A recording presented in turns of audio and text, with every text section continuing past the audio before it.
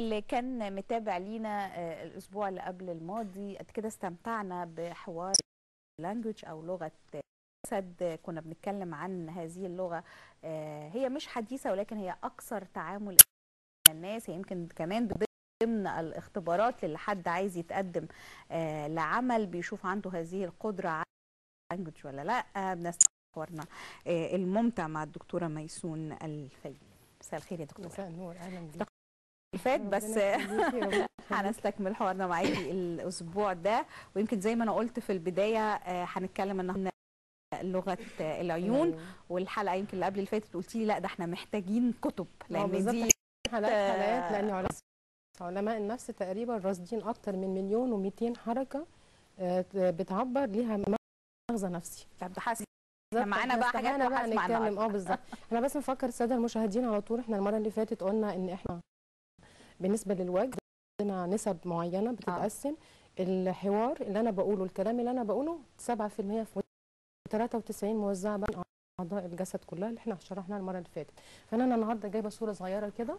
هبص لان احنا قلنا الناس عامه لما انا بتكلم هتلاقيها واخده المثلث اللي انا بتكلم فيه كده، فهم بيركزوا بس في صوره العين، هو ده اللي بيركزوا فيه، زي ما بيركزوا في الحوار لكن ما بيركزوش في حركات الوجه. يعني اول حاجه او بتخطف العين بالنسبه للمتلقي هو العينين والبق، يعني المثلث ده المثلث اللي هو بقى المقلوب، انه واخد العينتين ونازل كده فواخد البق. اوكي. فبالتالي دي اي حد لما بيجي لو بصيتي على عينيه هتلاقيه واخد المثلث ده. أيوة على طول.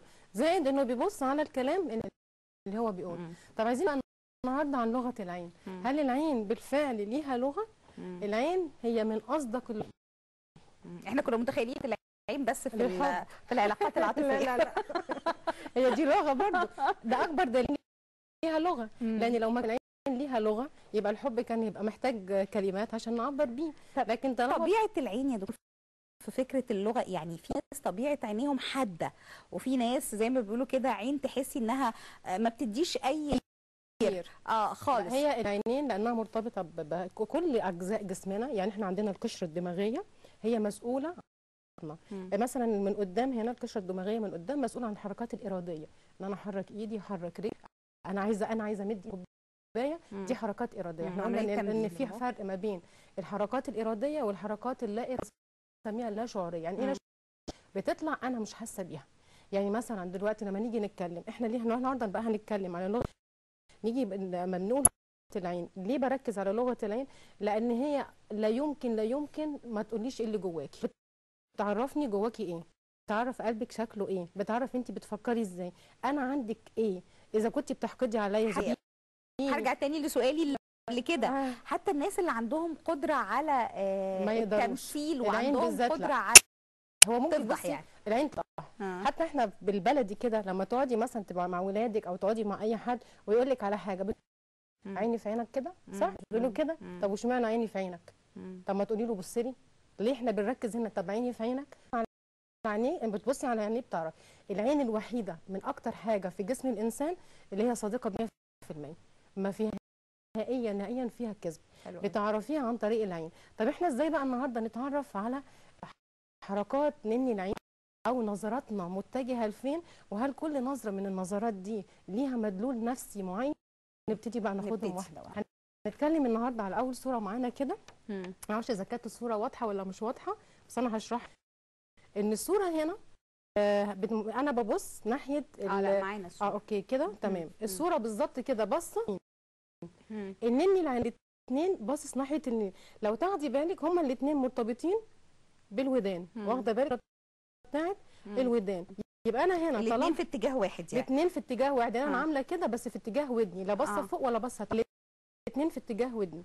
انا هنا بالظبط كويس ولا لا مش بس ان انا مش مرتبطه بس احنا قلنا هنقول مدلول النفسي. اوكي. مالناش بالعضو الفسيولوجي، هنتكلم عن المدلول النفسي. انا هنا بالظبط الموضوع كله عندي سمع تخيلي. يعني ايه سمع تخيلي؟ يعني انا اقول لك مثلا ايه، ما تيجي نطلع القمر. لو طلعنا القمر تفتكري ايه الصوت اللي ممكن تسمعيه؟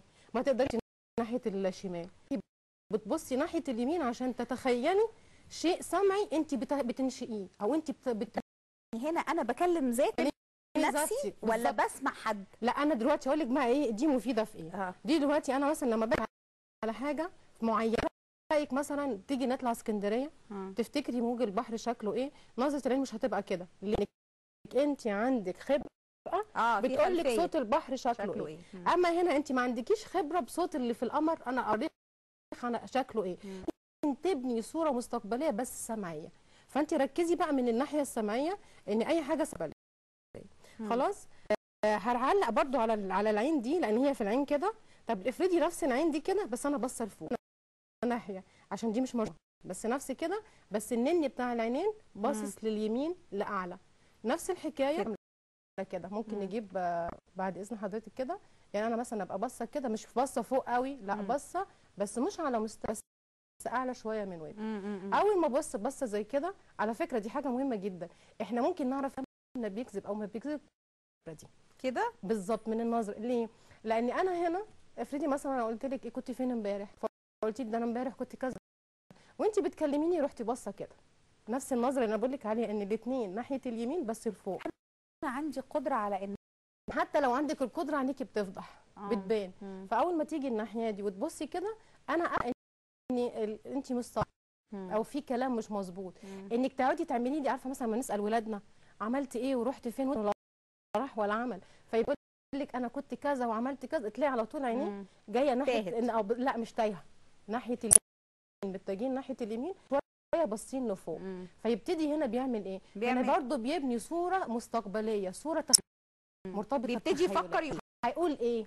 فدي برضو احنا ايه ممكن نركز فيها. خلاص. دي هم بيقولوا لي كمان تقرير، استاذن حضرتك ان احنا ناخد التقرير برضو عشان يكون معانا ونرجع نستكمل حوارنا.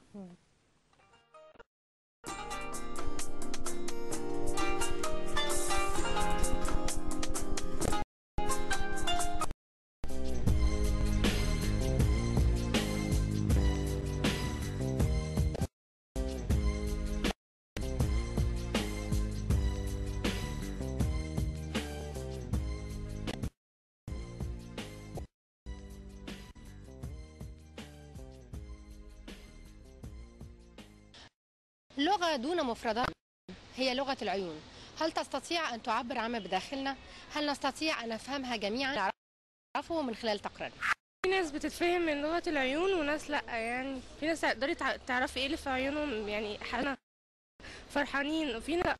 طبعا الواحد بيشوف الإنسان حزين فرحان مبسوط بتعبر عن كده. العيون لها تأثير يعني واضح بالنسبة للحالة اللي بيعيشها الفرد. يعني أنا اللي بعرفه عن لغة العيون الإنسان على حسب، يعني واحدة جوزها تعرف عيونه حاجات كتيرة، بس واحد غريب لا. يعني أبوكي جوزك واحد قريب هتعرفي. يعني ممكن أعرف من عيونه إنه قلقان، إنه مثلا بيحبني وزعلان مني، إنه متضايق من عيونه. هي علم المفروض إن أنا بطبيعة عملي كمحامي أرى في عين المتهم، بحضر عنه إذا كان هو فعلا مدان ولا إن أنا بترافع عنه بصفة. فطبعا أنا مش بحب إن أنا أترافع بأي صفة تاني.